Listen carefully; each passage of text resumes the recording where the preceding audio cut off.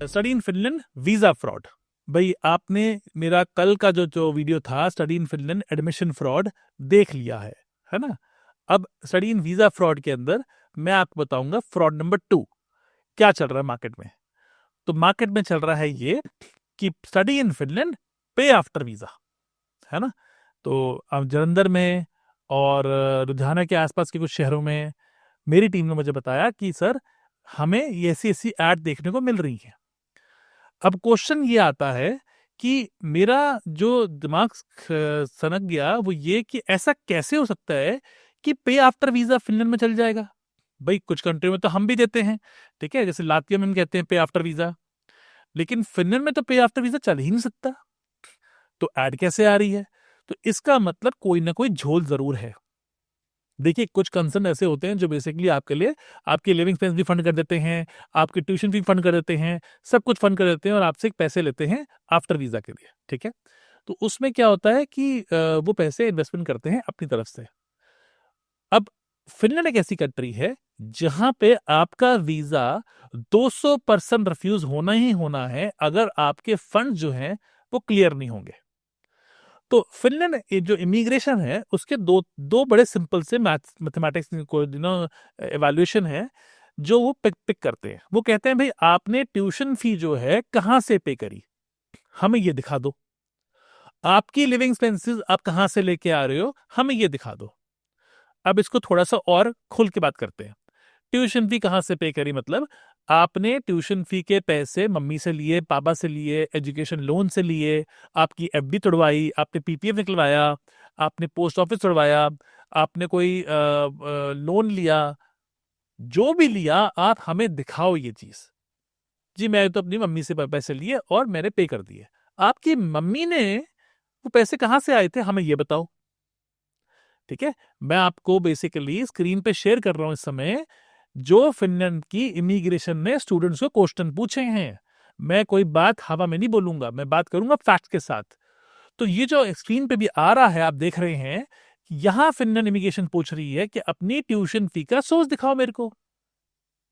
तो पे after visa में सोर्स कैसे दिखाएंगे, है ना। कि अगर बेसिकली आपको दिखाना है कि आपने कहां से पे करी, तो फिर बेसिकली जो ये पे आफ्टर वीजा वाली डील थी जो मार्केट में चल रही है, जो बच्चों को समझ ही नहीं आ रही है, लोगों को अट्रैक्ट कर रही है कि पे आफ्टर वीजा पे आफ्टर वीजा, मैं तो ये समझ नहीं पा रहा हूं इसमें वीजे कैसे निकालोगे आप। भाई या तो फेक बैंक स्टेटमेंट लगाओगे या कोई डॉक्यूमेंटेशन फ्रॉड करोगे, अदरवाइज कैसे दिखाओगे ये पैसा कैसे गया, पहली चीज। दूसरी चीज, अगर बेसिकली आपने लिविंग एक्सपेंस की बात करते हैं, लिविंग एक्सपेंस नहीं, वो पूछ रहे हैं आपके पास ये पैसे कहां से आए हैं, आप हमें दिखाइए, आप हमें शो कीजिए। तो उसमें बच्चे ने बोला जी मेरे फादर के पास तो पैसे जो थे वो फलाने फलाने जगह से आए थे, वो वीजा रिफ्यूज कर दिया उन्होंने। वो कहते हैं हमें लेजिटिमेट सोर्स चाहिए। आपने कैश की अगर 1 लाख की भी एंट्री डाल दी उसको भी वो क्वेश्चन मार्क कर रहे हैं। और मैंने स्क्रीन पे फिर से लगा रहा हूं जहां बच्चों से क्वेश्चन मार्क किए गए हैं कि बेसिकली आपने ये एंट्री हमें बताइए, ये वाली एंट्री जो थी आपकी ये कहां से आई है। आप समझ रहे बात को कि बेसिकली ट्यूशन फी और लिविंग एक्सपेंसेस को लेके फिनलैंड इमिग्रेशन मैं कहूंगा पूरे यूरोपियन यूनियन में, ठीक है, पूरे रीजन में सबसे ज्यादा स्ट्रिक्ट है। और ये स्ट्रिक्ट और होती जा रही है, एवरी डे होती जा रही है। पहले ये लिविंग एक्सपेंस चेक करते थे, अब इन्हें ट्यूशन फी चेक करनी शुरू कर दी। अब ये कहते हैं कि आपकी सोर्स ऑफ इनकम क्या है बंदे की, हमें वो दिखाओ, वो काम क्या करता है। और फिर वो आपको चेक कर रहे हैं कि आपका जो प्रोफाइल है वो कितना वीक है, क्या आप एक्चुअली एजुकेशन के साथ मैचअप कर रहे हो। ये सारी चीजों के मैंने आपके लिए ये जो अभी लिंक्स लगाए थे बैठ के, ये मैंने इसीलिए लगाए हैं ताकि क्वेश्चन पेपर आप देख सको। ये वो क्वेश्चंस हैं जो वीजा फाइल करने के बाद सप्लीमेंट की तौर पे आते हैं। तो फिनलैंड इमिग्रेशन में प्रोसेस क्या है, आपने अपना रेजिडेंट परमिट अप्लाई कर दिया, अगर उन्हें कोई कमी लगती है तो वो आपसे क्वेश्चन पूछते हैं। आपको वो क्वेश्चन का आंसर लगभग 10 दिन के अंदर देना होता है। आप आंसर नहीं देते हो तो वीजा रिफ्यूज कर देते हैं बैठ के।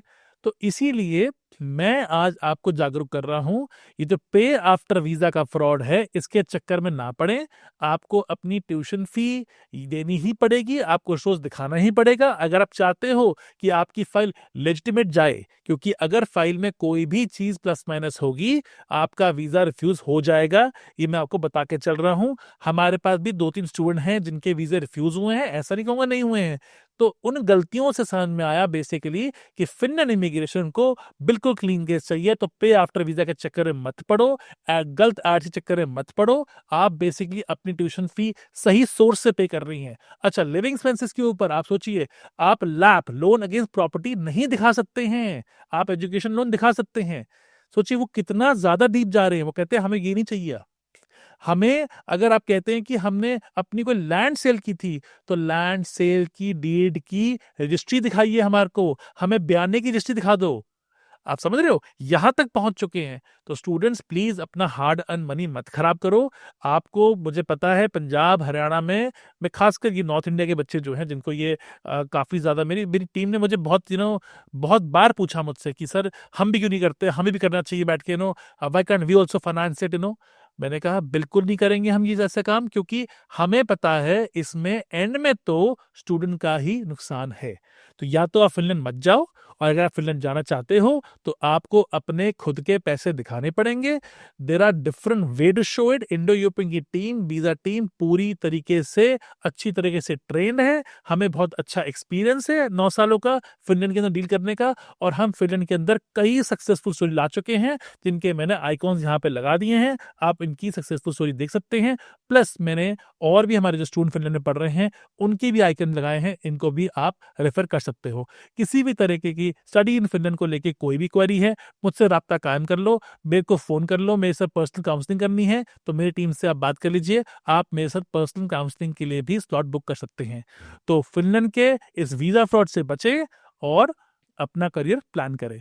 अगर आपको ये कंटेंट अच्छा लगा हो तो प्लीज सब्सक्राइब कर लें और बेल आइकन जरूर दबा दें, ताकि आपको हर इस तरह की इंफॉर्मेशन हर टाइम आती रहे।